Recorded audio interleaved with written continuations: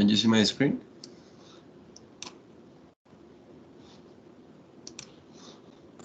Yes, teacher. Yes. Okay. So good morning. My name is Sergio Vargas, and this is your listening class, listening drills. And the topic for this class is review about an introduction to a lecture. Yeah, we're gonna talk about the meaning of the lecture, and we're gonna watch a little example of a lecture, and finally we're gonna respond some questions about this lecture. Yeah, so for the first step, you're gonna tell me what do you think is a lecture. What do you think? Who want to start?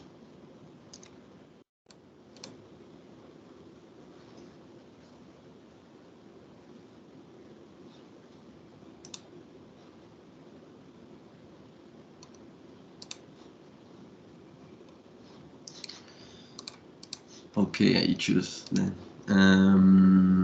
Mario, for example, what do you think is a lecture? Teacher, can you hear me well? Yeah? Okay.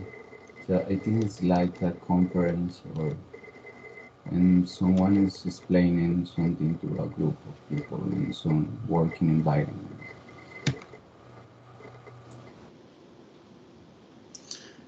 Okay, okay. And Xiomara, what do you think? What do you think is a lecture? The question is on the chat, yeah?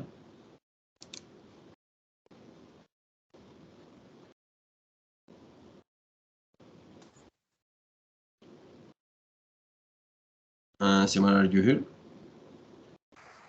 Good morning, yes, teacher. Good morning.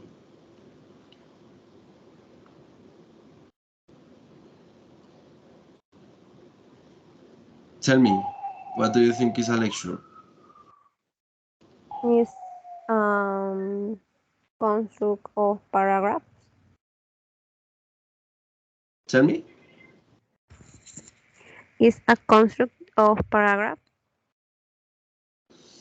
And yeah, that's the literal meaning, yeah, but in this case, for this class, have a different meaning.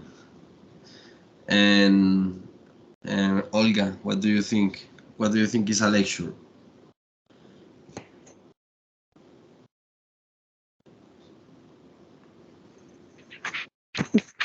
There is a writing to help us to practice reading skill. Yeah, that's the literal meaning, yeah. And Lorena, what do you think? What do you think is a lecture? I think that is very important um for learn the abilities. Yeah. Yeah, and maybe you have the concept of the literal meaning, yeah?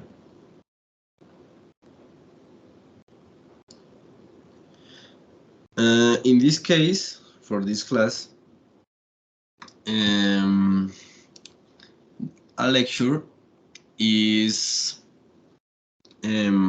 maybe the meaning for a conference, yeah?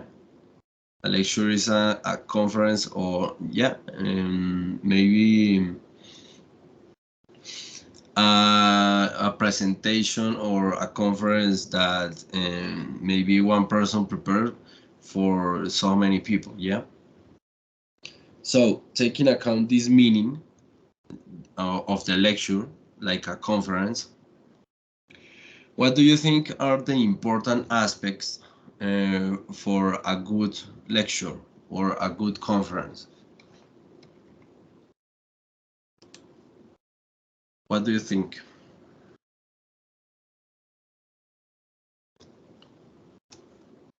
Okay, Xiomara, what do you think? The aspects, the important aspect, Yeah, eloquence, yeah, security, yeah, to know of the topic. yeah, very nice. Um, and you, Lorena, give me another important aspects for a lecture.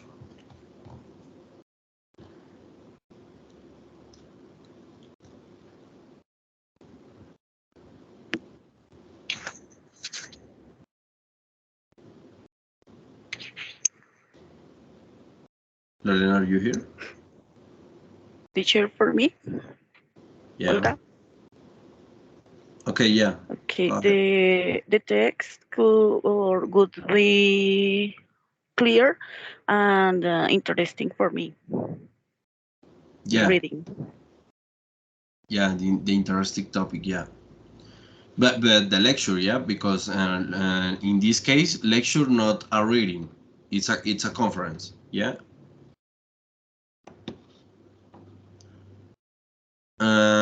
Okay. Mario, what do you think? What Okay. your what your important aspects for a lecture?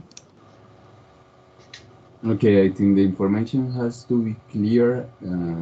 The person who give the conference have to have a good voice, like a loud sound of voice, I guess, and it has to be the participant has to be in silence. I think so. Okay, very nice. Finally, and you, Lorena, give me your important aspects for a lecture. What do you think? I consider that it's very important because it's mm, um, gratificant for our life. Okay, yeah, but maybe what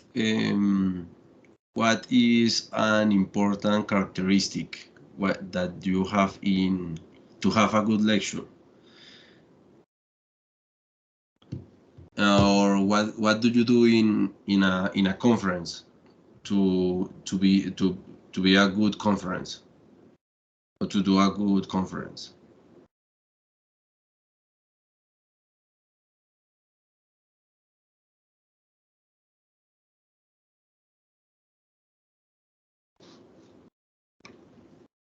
No, nothing.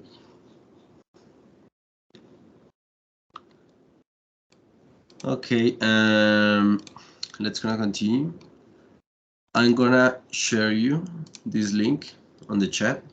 It's a video of a little conference. So please check the link and watch the video. And please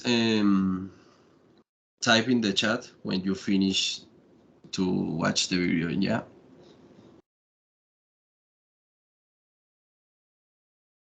We're gonna respond some questions about this little lecture. Yeah. If you want, you can turn on the subtitles of the video, yeah, for a better comprehension.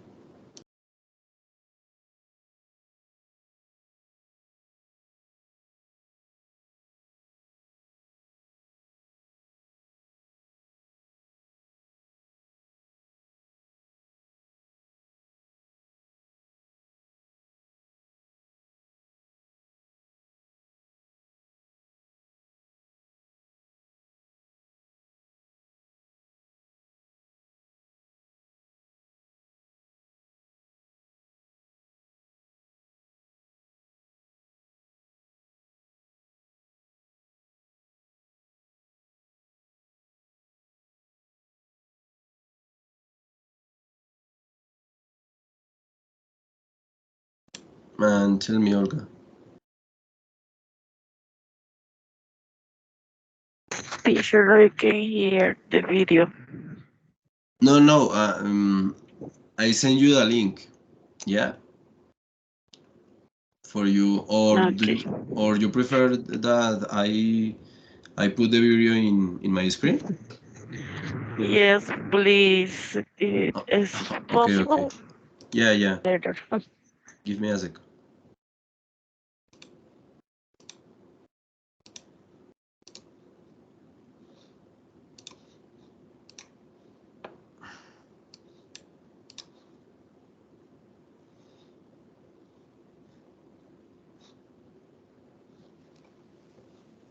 You can hear? My story starts in Moscow. I was 15 years old. My best friend and I, we were part of a group of Westerners Yeah, Olga. You Yes, can teacher, hear? thanks. Okay. visiting the Soviet Union. This was in 1987, a few years Yes. before the fall of the communist regime. We were given an official tour guide who was assigned to us, and the tour would start in the morning, and we were checked into our hotel rooms for the night. My friend said to me, "Let's go outside and look at the city." I thought it was a great idea, dumb idea. So we grabbed our coats and we snuck out past security and into the street. We found the entrance to the metro. The Moscow underground transportation system is the deepest one in the world. The ride down the escalator took a full minute. Once we were down there, my friend had it right to an open train, and I pulled him back. I said, "Wait, let's write down the name of the station so we can find our way back." So I had a notepad, and I took a notepad, and I wrote down the letters of the station, and we hopped on the train and went some train hopping. And that was fun because, well, actually it was weird. There were a lot of people, they probably all coming home from work, and they were all dressed in brown and gray clothes, and it looked very, very different from what we were used to at home. But the stations were lovely. There were stations with statues, with paintings on the wall and glass displays, and it was really like museums. Uh, we would never have expected that, and everything was perfectly clean. Well, what was weird though is that the people, nobody seemed to speak, and everyone seemed to be looking at us, and it kind of weirded us out. So after about 20, 30 minutes, we had enough, and we wanted to go home. I showed my note to someone, and they directed me over there, and then over there I showed my note to another person, and they directed us to the other way. And then a third person directed us sideways. That was a little confusing. Oh, then I saw it. Over the stairs, the sign. Turned out I had written down the Russian word for exit. So we headed upstairs and we found a taxi. That was great, and told the driver, you know, in tourist hotel, and then he was willing to take us. And I remember sitting next to the driver, handing him 50 rubles, and he looked at me and he said, "Нет, dollar." $50, that was like, I don't know, 20 times that amount or something. That was not an option for us, so we had to get out of the taxi, and he drove away, leaving us standing there. It was a cold night, and you know, everything was strange for us, and we were teenagers, and we were pretty nervous, didn't know what to do. Well, we started walking. We walked to the end of the block. We turned the corner, and 200 yards in front of us, the Interest Hotel. Well, this experience affected me in two ways. The first is that anytime after this trip that would hear anyone speak Russian, I would just cringe. And the second one is that it taught me the importance of understanding the local language when you're traveling. And it actually led to me learning another 4 languages fluently over the following years. Now, before I go on, I'd like to know in the audience, can we have a little bit of light maybe in the audience? Just like to know who's, by show of hands, who is not a native English speaker? That must be 99%. Anyone who doesn't speak English, stand up. All right, so I can assume all of you have gone through the process of learning a language. Anybody who speaks 3 or more languages? Wow, that is maybe 70%. 4 or more languages, anyone?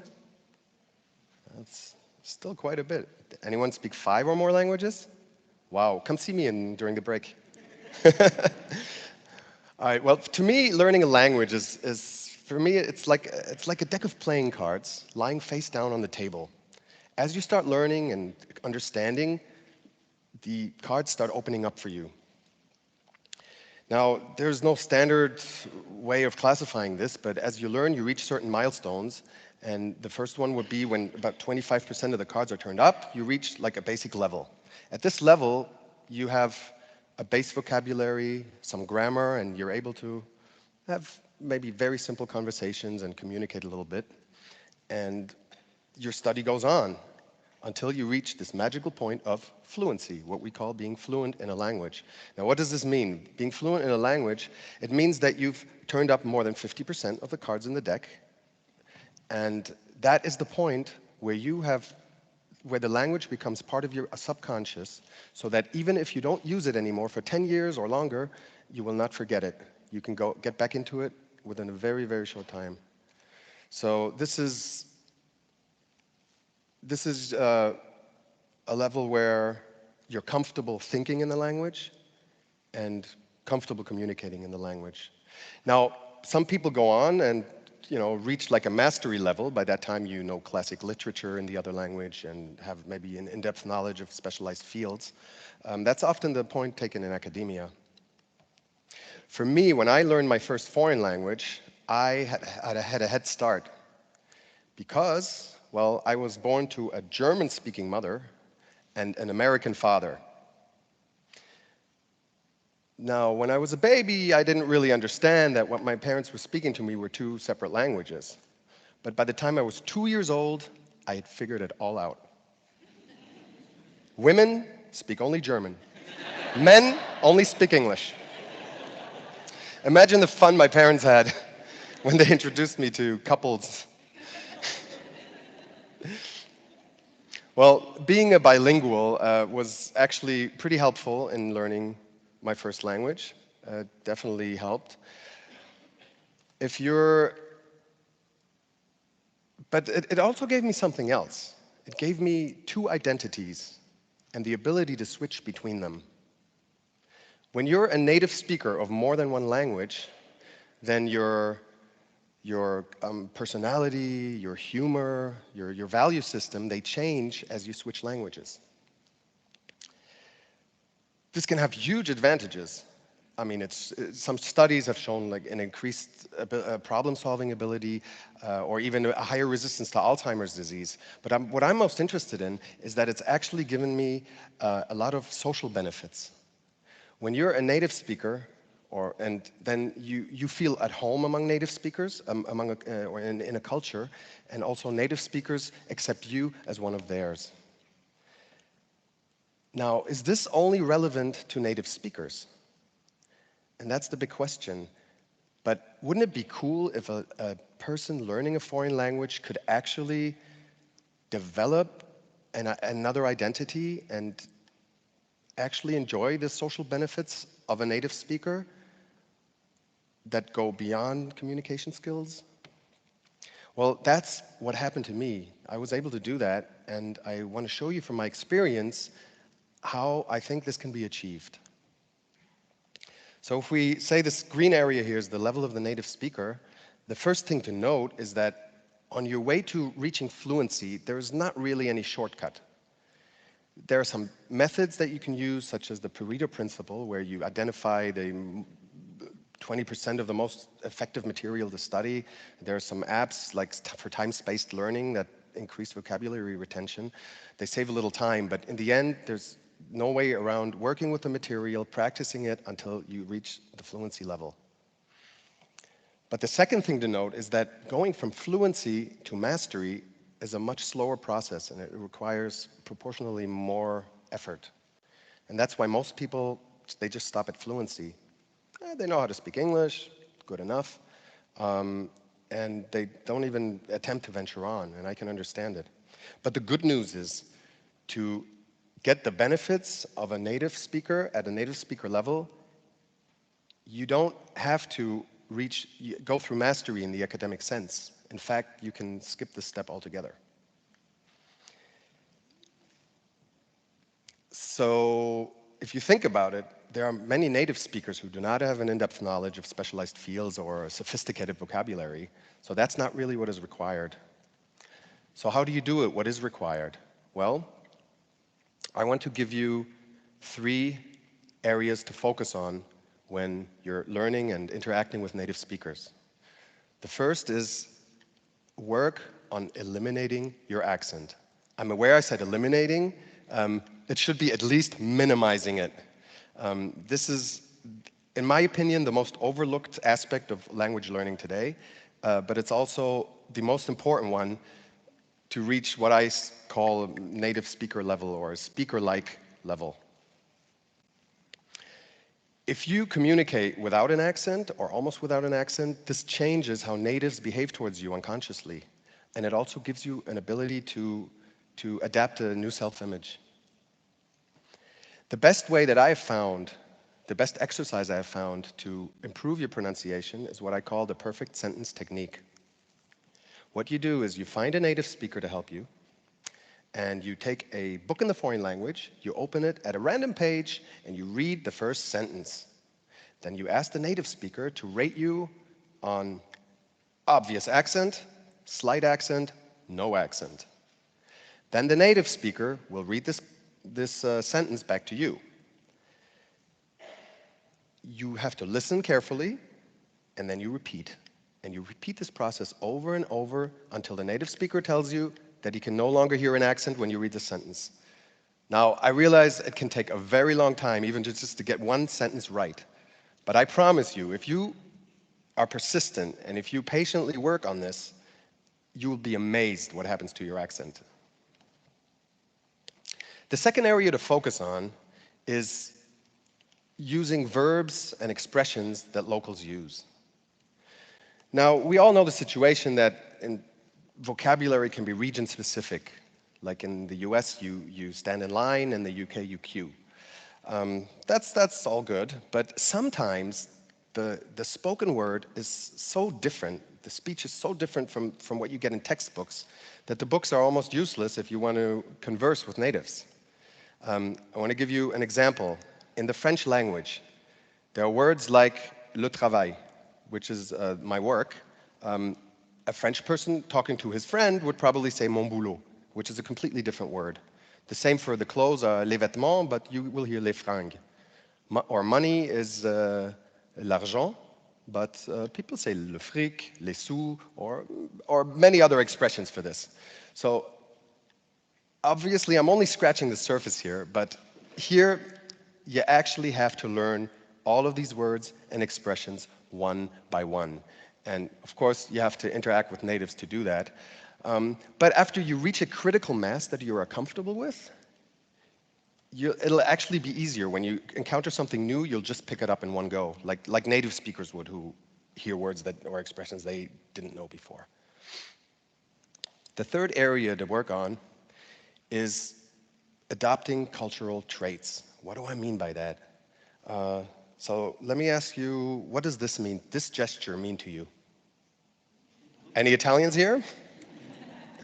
Okay, now, depending on what culture you're from, this could mean something rude, or it could just mean something incredulous, like, why did you do that? Or how could you?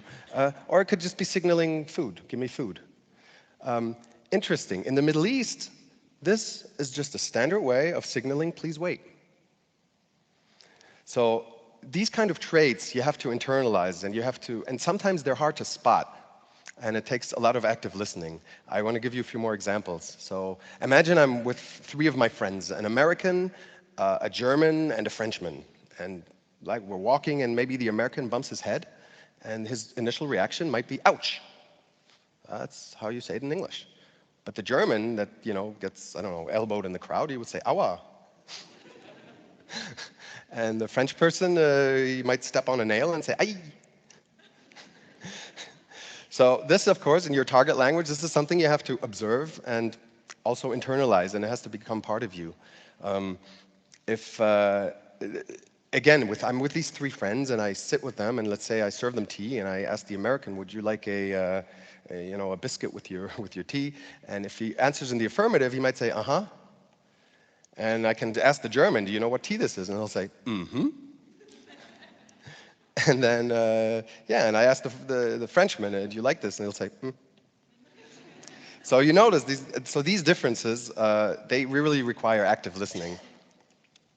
So all of these three things that I told you, which is pronunciation and colloquial speech and adopting these cultural traits, they all require that you interact with natives as much as possible. Ideally, you should fully immerse yourself in the culture. Now, if you have the chance to live abroad for a while, that would be great. Or maybe live among natives in your hometown. Perhaps just have a romantic relationship, or even just spend times with, with coworkers. Romantic relationships, I could do a whole talk about that. That works really well for these things. Yeah, so this will be different for everybody, of course. But even when you're not around natives, your learning must not stop. Because what you can do, you can watch TV shows and films, you can mimic the characters, you can write down anything that you haven't heard of before, and practice that. I also want to encourage you to learn the lyrics of songs. Songs are really great because they tell stories, and they don't not only help your pronunciation when you sing them, but they also, if they're emotional, they can anchor these expressions into your active vocabulary. And it's like speaking all day and really using these expressions unconsciously. It's a great way. So music, definitely. The other thing you need to move towards native speaker status is the right mindset and a belief that if you sound like a native, express yourself like a native, talk like a native, and act like a native, you will actually achieve a native-like level. So if I could only leave you with one thing today, it would be work on your pronunciation, because pronunciation helps any stage of the learning process, even in the very beginning. It will speed up everything. And it also is the key to reaching a native speaker level, or almost native speaker status. So before I go, I'd like to tell you how I was able to overcome my fear of the Russian language. It was a very, very elegant solution. I married a Russian girl, and I now have little kids in my home that speak Russian to me every day. So I want to thank you. And before I go, I just want to wish you mucho éxito con sus estudios de idiomas. C'est un plaisir de présenter devant vous aujourd'hui. אני מאחל לכם הרבה הצלחה עם הלימודים. הדנק וזר sich zugehört. Good luck to you all and spasiba.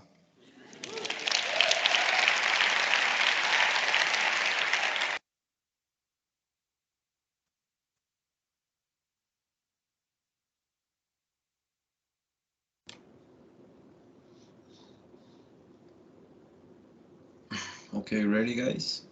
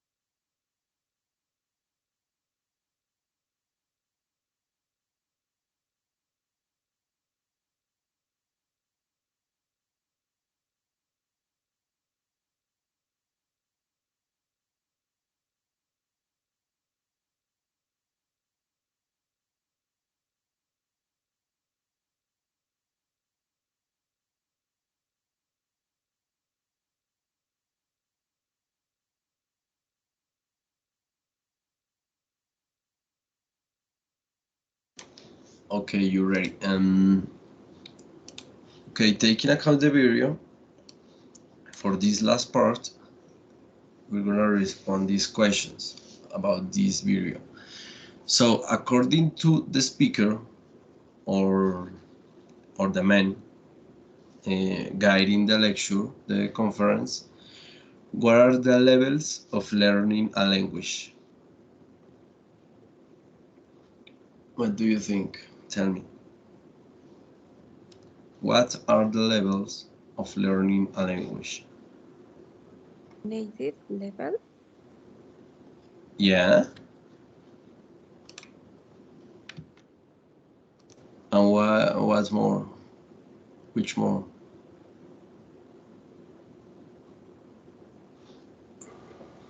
Basic is the first one. Yeah. The other one is fluency and mastery. Yeah. And the last, and the native. Yeah. The native speaker level. Yeah. Very nice. So, tell me three different tips to reach a native level of the language according to the lecture, or according to the conference, according to the video. What do you think? Three different tips.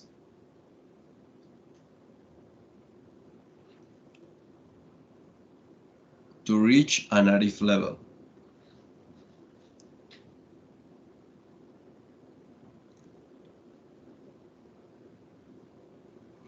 Who want to start?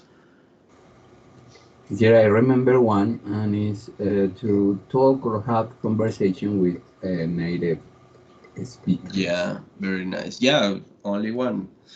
And Xiomara and Lorena, give me one tip to reach an. Listen music.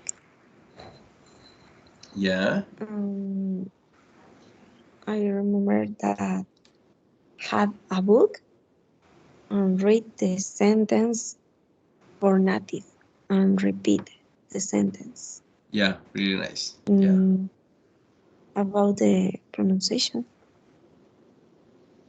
yeah. Who say that? I don't know, Xiomara or Lorena. Lorena. Okay.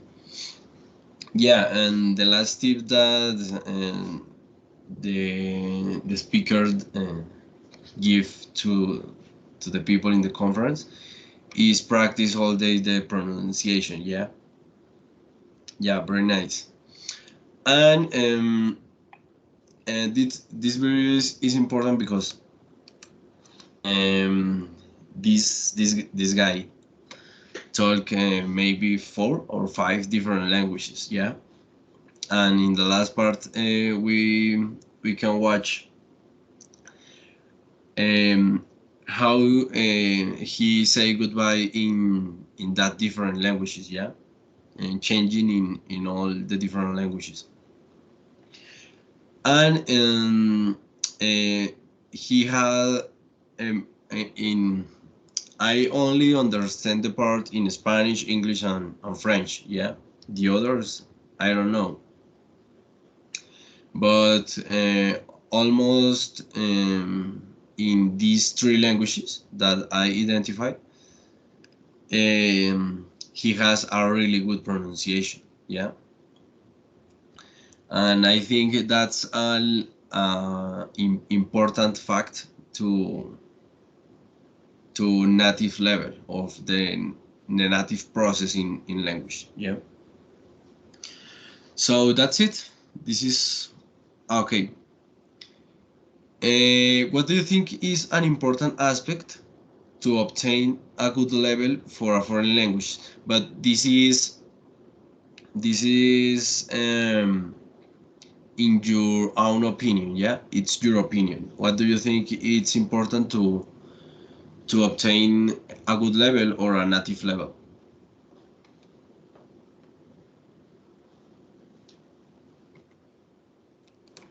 Okay, Lorena, go ahead. Give me your answer. Um, an aspect important is read the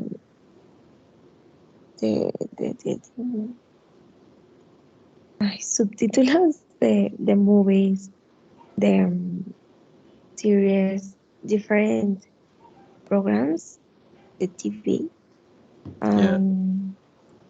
listen music and read the lyrics, the song. Yeah, work with native products must be a really good process to achieve a good level. Yeah. And Xiomara, what do you think? To live with natives or talk with natives. Yeah, speaking with native people. Yeah. And finally, Mario.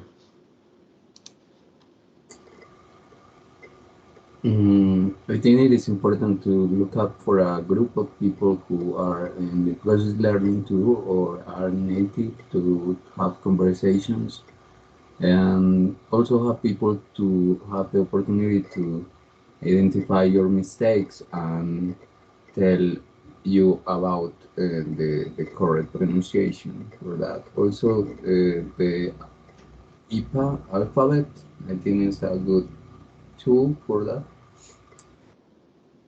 Okay, very nice. So that's it.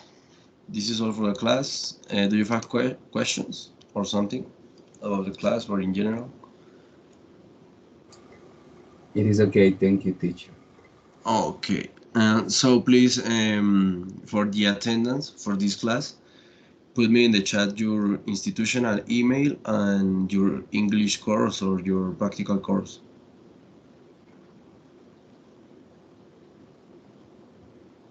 Okay, teacher, thank you for your great class. Bye. Okay, thank you for attending.